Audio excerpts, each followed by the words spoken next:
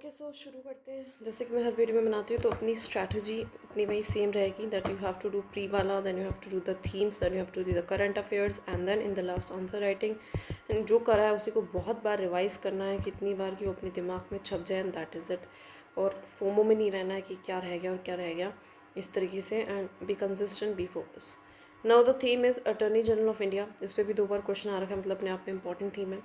Constitution basis अगर हम देखें तो ये हमारी under the 36 of the Indian constitution article 36 sorry 76 यार क्या देख के क्या बोल रही हूँ, उसके अंदर इसको इस्टेब्लिश करा गया। हाईएस्ट लॉ ऑफिसर है हमारे यूनियन गवर्नमेंट का, और बेसिकली इंटरफेरेंस है एग्जीक्यूटिव एंड जुडिशरी के बीच में, इनका बीच का रोल है, लॉयर का रोल है। बेसिकली अपॉइंटमेंट की बात करूँ तो प्रेसिडेंट करते हैं, और इनकी मेन क्वालिफिकेशन है कि वो क्वालिफाइड टू बी द जज ऑफ सुप्रीम कोर्ट। इनका जो सुप्रीम कोर्ट की जज की क्वालिफिकेशन है, जो कि पहली क्वालिफिकेशन है मैंडेटरी इंडियन सिटीजन हो या फिर इनमें से कोई एक, that is eminent jurist in practice, 10 year high court के एडवोकेट रहे या 5 साल से हाई कोर्ट के जज।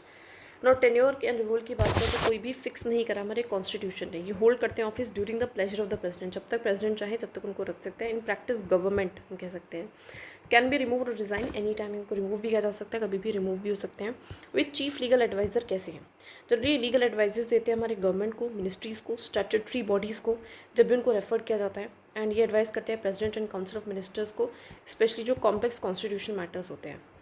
अब चीफ लॉयर कैसे हैं गवर्नमेंट का, ये रिप्रेजेंट करते हैं हमारे गवर्नमेंट ऑफ इंडिया को सुप्रीम कोर्ट, हाई कोर्ट या किसी भी कोर्ट में, और ये अपील भी कर सकते हैं एनी कोर्ट में, तो किसी भी कोर्ट में जाके बैठ भी सकते हैं। ये डिफेंड करते हैं union government policies and decisions को लिटिगेशन में। Now right to participate in the parliament भी उनके पास ये अधिकार भी है कि जाके पार्लियामेंट में बैठ सकते हैं, पार्टिसिपेट कर सकते हैं। Right to speak and participate in proceedings of the Lok Sabha Rajya Sabha joint sessions, लेकिन वोट नहीं कर सकते बिकॉज वो मेंबर ही नहीं है पार्लियामेंट के। साथ में कमेटीज़ में भी जाके बैठ सकते हैं। Help government present legal point of view on policy and हमारे बिल्स एंड पॉलिसी डिबेट्स पे एक तरीके से अपना लीगल पॉइंट ऑफ व्यू रखते हैं गवर्नमेंट की तरफ से। कुछ प्रिविलेजेस एंड कुछ लिमिटेशंस भी होंगी, कुछ कमियां भी होंगी। ऑफकोर्स ये गवर्नमेंट एम्प्लॉय नहीं है, ये free to take a private legal practices है, अपने प्राइवेट प्रैक्टिसेस भी कर सकते हैं। हाउएवर कैन नॉट, लेकिन एडवाइज और रिप्रेजेंट नहीं कर सकते किसी भी पार्टी को against the government of India.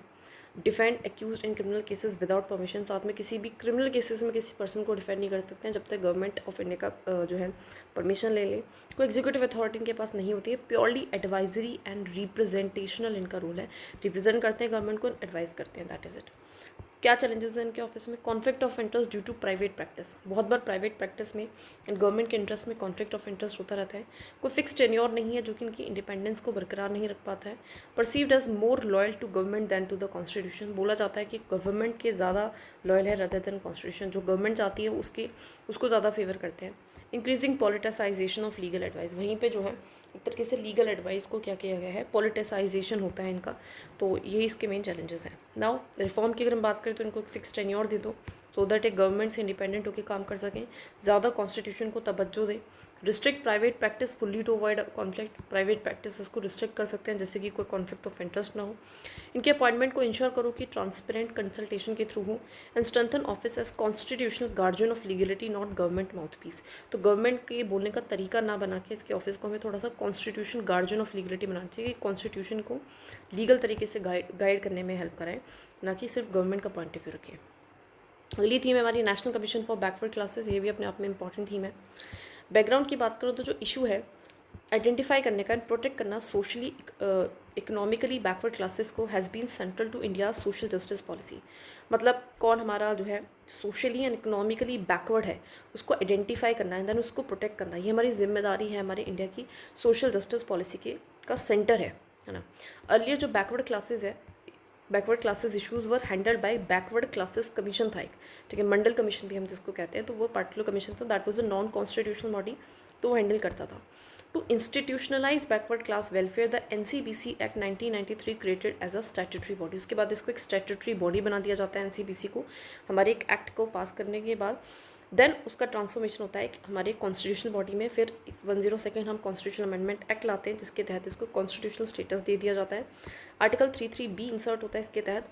And NCBC similar to the NCSC and NCST, इनको मतलब एक तरीके से कॉन्स्टिट्यूशनल बॉडी बना दिया जाता है।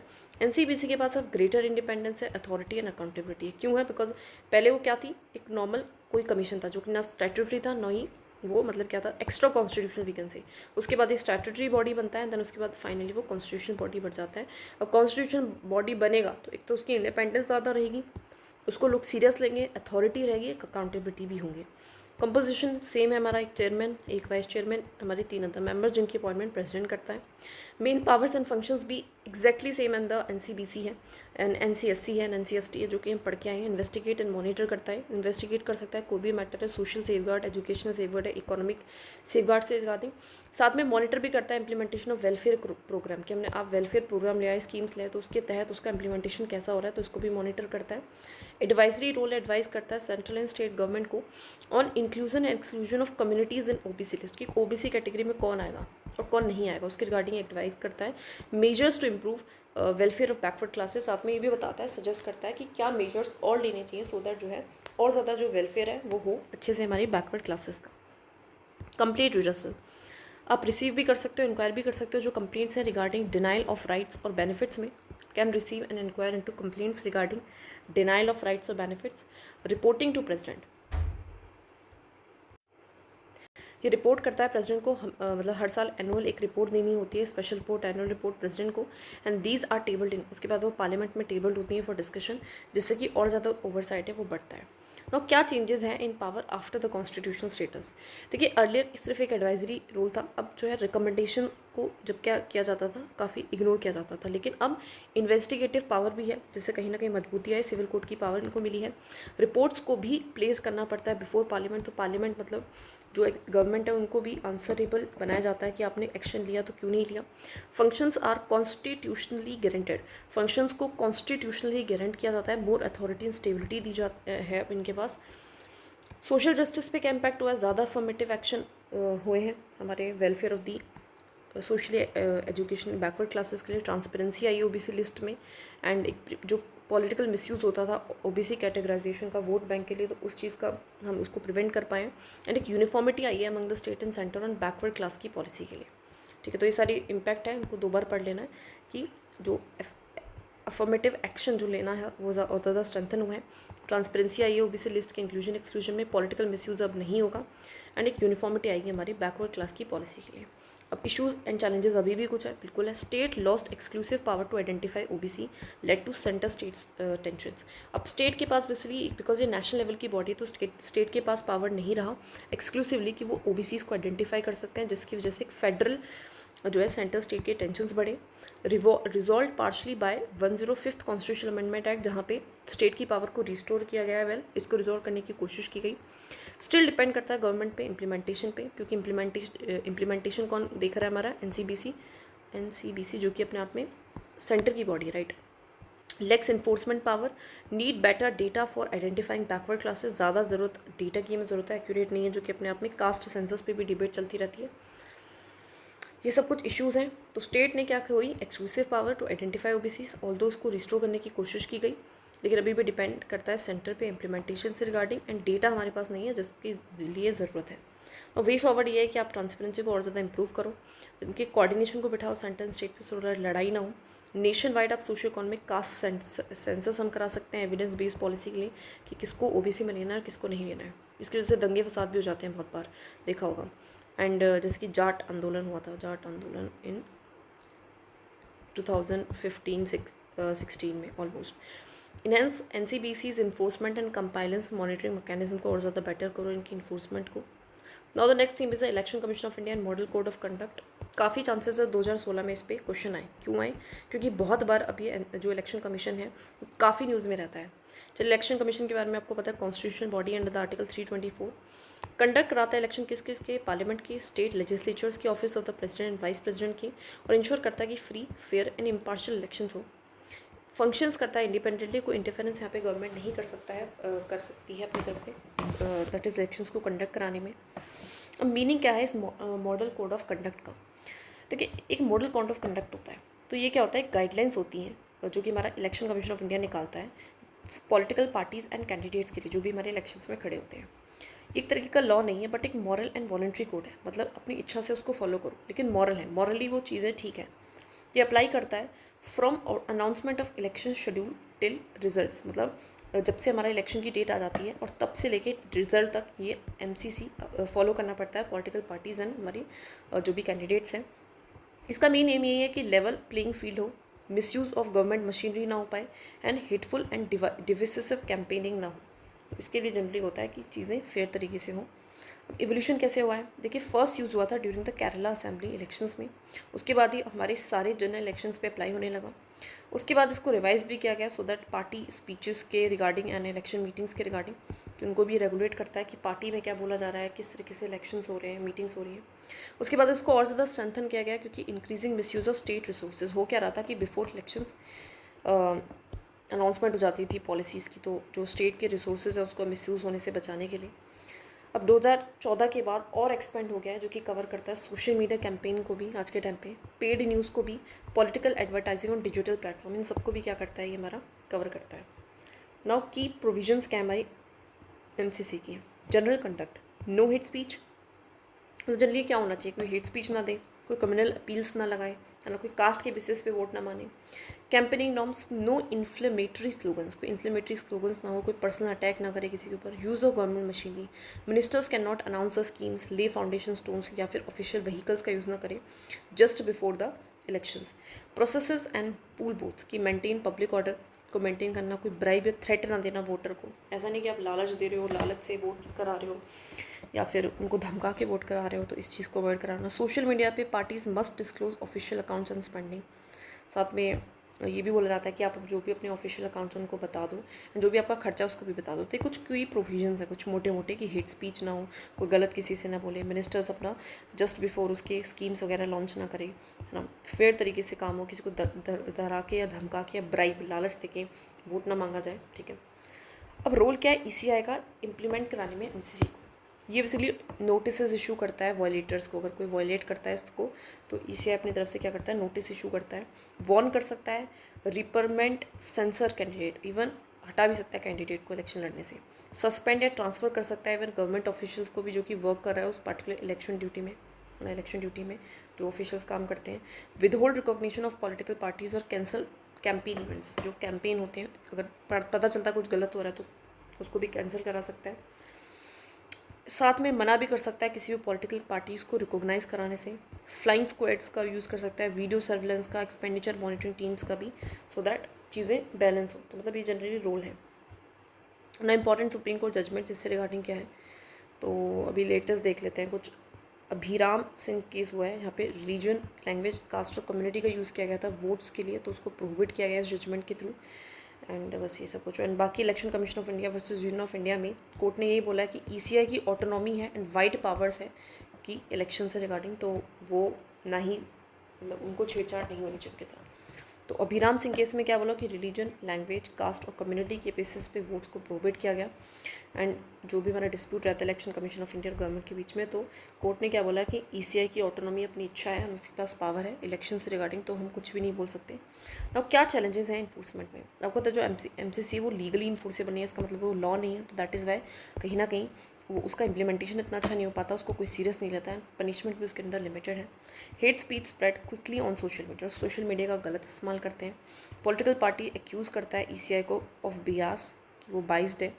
Delayed action sometimes reduce impact, और एक्शन भी बाद में लिया जाता है जिससे उसका जो इम्पैक्ट है वो अपने आप में रिड्यूस हो जाता है। तो सारे चैलेंजेस हैं। वे फॉरवर्ड ये है कि स्टैट्यूटरी बैकिंग दिया जाए, मतलब उसको एक लॉ में कन्वर्ट कर दूँ। Fast track election related judicial cases को जल्दी से जल्दी सॉल्व किया जाए, ठीक है।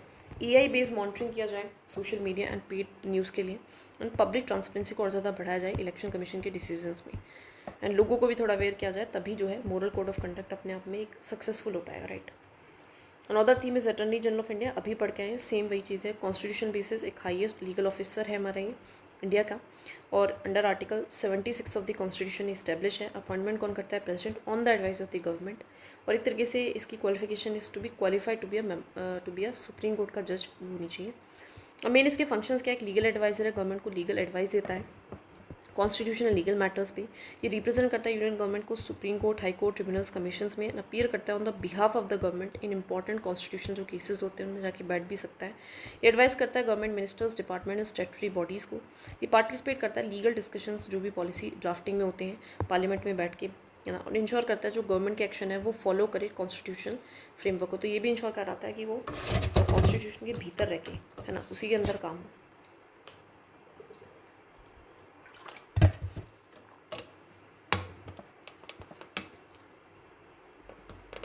हेल्प करता है maintain with checks against unconstitutional actions of executive bodies. Rights क्या हैं, तो ऑफकोर्स आपको पता है has a right to speak in the parliament में बोल सकता है, पार्टिसिपेट कर सकता है डिबेट्स इन लोकसभा राज्यसभा में, वोट नहीं कर सकता बिकॉज मेंबर नहीं है।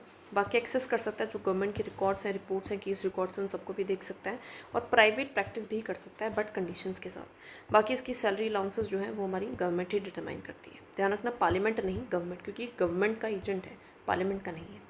अब लिमिटेशंस क्या है, देखिए फुल टाइम ये गवर्नमेंट एम्प्लॉय नहीं है तो अपने आप में लिमिटेशन है, प्राइवेट प्रैक्टिस कर सकता है। साथ में can not advise against the government of India और टेक केसेस अगेंस्ट इट, ठीक है। साथ में मेंटेन करता है कॉन्फिडेंशियलिटी, इसको मेंटेन करनी ही पड़ती है। Allowed private practice but can not defend the private parties in cases जहाँ पे गवर्नमेंट पार्टी है तो गवर्नमेंट के अगेंस्ट नहीं कर सकता, जहाँ पे कॉन्फ्लिक्ट है नेशनल इंटरेस्ट के साथ, और कोई भी पॉलिटिकल एक्टिविटी में भी पार्टिसिपेट नहीं कर सकता है। डज नॉट, इसके पास कोई एग्जीक्यूटिव अथॉरिटी होती नहीं, सिर्फ एडवाइस कर सकता है, और इन्फोर्समेंट की इसके पास अथॉरिटी नहीं है। बाकी इसकी सिग्निफिकेंस है कि हेल्प करता है गवर्नमेंट को अवॉइड करने में कोई भी लीगल या फिर कॉन्स्टिट्यूशन का वो वायलेशन ना कर बैठे। बाकी contribution to sound law making, अच्छा लॉ बने, ठीक है। फेडरल डिस्प्यूट्स ना हो जिसमें emergency provisions, legislative cases play key role in high profession, जो हाई प्रोफाइल कॉन्स्टिट्यूशन केसेस होते हैं उनमें स्पेसिफिकली, एंड एक बैलेंस बनाता है executive action and constitutional compliance के बीच में। चैलेंजेस ये हैं कि गवर्नमेंट इग्नोर करती है इसके एडवाइस को बहुत बार, और ईजे का पास कोई बाइडिंग तो इन्फोर्समेंट पावर नहीं है। बाकी पॉसिबिलिटी रहता है कॉन्फ्लिक्ट ऑफ इंटरेस्ट, क्योंकि वो प्राइवेट प्रैक्टिस कर सकते हैं। Public perception of EC being politically aligned with ruling government. Way forward क्या है कि क्लियर एथिकल गाइडलाइंस दी जाए to avoid the conflict. Strengthen institutional independence similar to solicitor general system abroad, कि हमें एक एथिकल गाइडलाइंस इसको देनी चाहिए, एंड एक इंस्टीट्यूशनल इंडिपेंडेंस इसकी भी रखनी चाहिए, सो दैट सिर्फ और सिर्फ एक गवर्नमेंट को फेवर ना करे, एक्चुअली कॉन्स्टिट्यूशन को फेवर करे।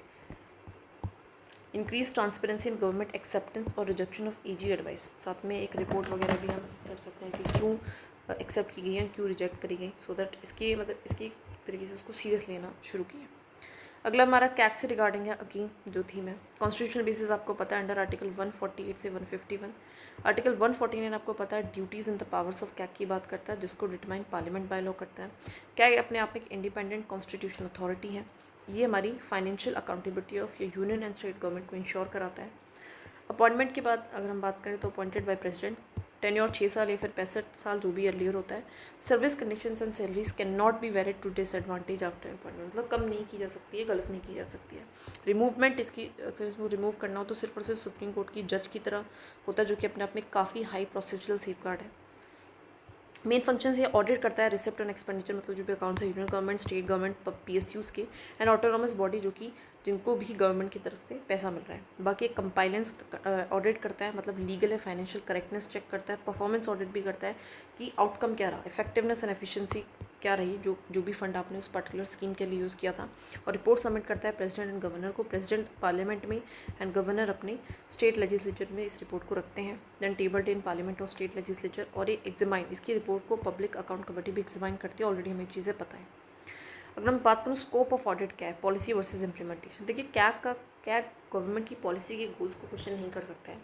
Example whether to build a dam और नॉट, तो ये कैग के डोमेन में नहीं आता है। वो ये नहीं कह सकता कि नहीं आपको ये डैम नहीं लगाना चाहिए था, वो जस्ट ये देख सकता है कि आपने जो पैसा मांगा था डैम के लिए क्या आपने वही यूज़ किया। साथ में वो ये कर सकता है परफॉर्मेंस ऑडिट के नाम पे कि आपने पैसा तो यूज़ करा, क्या इतना इफेक्ट उस चीज़ का आया कि नहीं आया। CAG audits implementation, that is how policy is executed, ये चेक करता है जनरली, इम्प्लीमेंटेशन को चेक करता है। Example whether dam budget was use properly and efficiently, तो ये कैग के डोमेन में आता है। ये एग्जाम्पल अच्छा था तो इसको क्वेश्चन में लिख के आना है। Why performance audit necessary, performance audit ये क्यों करता है, देखिए कहीं ना कहीं जिससे जो है वैल्यू ऑफ पब्लिक मनी को एवेल्यूट कर सकते हैं, करप्शन ना हो, लीकेज ना हो, इनएफिशिएंसी ना आए, ट्रांसपेरेंसी अकाउंटेबिलिटी अच्छी रहे, और सपोर्ट करे पार्लियामेंट लेजिस्लेचर को, ये सपोर्ट करता है in holding the executive accountable. Argument क्या है, ऑडिटिंग इम्प्लीमेंटेशन ओवर स्टेपिंग नहीं है। आर्ग्यूमेंट कि ऑडिटिंग मतलब ऑडिट करना इम्प्लीमेंटेशन को, ये ओवर स्टेप नहीं है, उसकी जुरिस्डिक्शन से वो आगे नहीं चल रहा है, तो एक आर्ग्यूमेंट ये दी जाती है। ठीक है। और एक आर्गुमेंट ये भी दी जाती है कि नहीं जब वो ऑडिट करता है इम्प्लीमेंटेशन को तो अपनी जुरिस्डिक्शन से बाहर जाता है। तो हम दूसरे में पढ़ेंगे, पहले अभी देख लेते हैं जहाँ हम ओवरस्टेपिंग नहीं मान रहे हैं। क्या देखो, ऑडिट करता है एक्सपेंडिचर को, पॉलिसी इंटेंट को नहीं करता है। इस धर्म मतलब पॉलिसी के पीछे का इंटेंशन क्या है, इस चीज़ को नहीं चेक करता, सिर्फ ऑडिट को चेक करता है कि एक्सपेंडिचर का audit. Constitution mandate review of public expenditure outcome, ठीक है। Supreme court in Vineet Narayan case emphasise independent oversight for clean governance होना चाहिए। तो वो मतलब वो एक तरीके से सुप्रीम कोर्ट सपोर्ट कर रही है विनीत नारायण केस में कि कैग का एक इंडिपेंडेंट ओवरसाइट होना ज़रूरी है, जिससे क्लीन रही हमारी गवर्नेंस, करप्शन ना उसमें। Legislature remain final authority, CAG only assist oversight. साथ में ये चीज़ भी है, देखो लेजिस्लेचर एक तरीके से वही है फाइनल अथॉरिटी जो क्वेश्चन कर रही है, कैग सिर्फ और सिर्फ हेल्प कर रहा है किसको, लेजिस्लेचर को इन अकाउंटेबिलिटी को फिक्स करने में, ठीक है।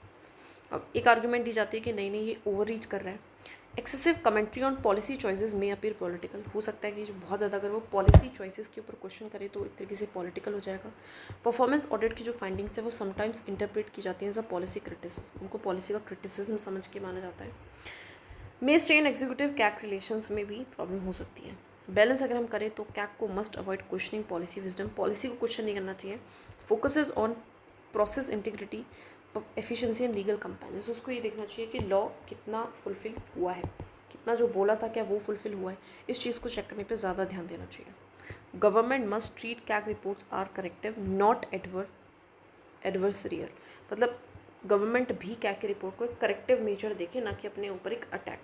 पार्लियामेंट एंड जो पीएससी है वो मस्ट इंश्योर करे कि फॉलो अप एक्शन हो प्रॉपर्ली, कैग की रिपोर्ट को भी चेक किया जाए, वो उससे कैग की भी अकाउंटेबिलिटी फिक्स होगी, राइट। तो दैट इज़ इट। मतलब यही डिबेट चलती रहती है। तो कैग अपने आप में इंपॉर्टेंट है, 2 बार क्वेश्चन आ चुका है, तीसरी बार क्वेश्चन पूछने में कोई यूपीएससी को शर्म तो आएगी नहीं, ठीक है। तो ब्रॉड टॉपिक कॉन्स्टिट्यूशनल बॉडीज़ में हमने देखा तो अटॉर्नी जनरल, कैग है, इलेक्शन कमीशन है, and we can say that is जो NCBCs NCSC ये हैं, इनके इम्पॉर्टेंट है अपने आप में, मतलब कॉन्स्टिट्यूशनल बॉडीज़ ऑटोमेटिकली इम्पॉर्टेंट है। इनके अकॉर्डिंग इनके ऊपर अगर कोई डिबेट चलती है, कोई इशू आता है करंट अफेयर्स में, तो इनको हम अच्छे से पढ़ के जाएंगे, वो बहुत ज़्यादा ज़रूरी है, काफ़ी हाई चांस है इन पर क्वेश्चन आने का, ठीक है। तो लगभग एक साल में मतलब एक क्वेश्चन तो आ ही जाता है मीन्स में, कॉन्स्टिट्यूशनल बॉडी किसी भी कॉन्स्टिट्यूशनल बॉडी पे आ सकता है, बट एक तो आ ही जाता है। इलेक्शन कमीशन पे आने के ज़्यादा चांसेस हैं इस बार, बाकी पता चलेगा, है ना। That is it. और बाकी स्ट्रैटेजी सेम ही रहेगी, अपनी थीम्स कवर करो, अपना करंट अफेयर्स से अच्छे से पढ़ो, एंड दैट इज़ इट। और प्री की नॉलेज है ही हमारी जो बेस बनेगी इस सब का। आंसर राइटिंग करो, ब्रेनस्टॉर्मिंग करो, दैट इज़ इट, ठीक है। ज़्यादा सोचना नहीं है इधर उधर का, बस कंसिस्टेंट रहना है, फोकस्ड रहना है, एंड जो भी पढ़ा है उसको अच्छे से पढ़ना है, रदर देन बहुत सारा पढ़ना, राइट।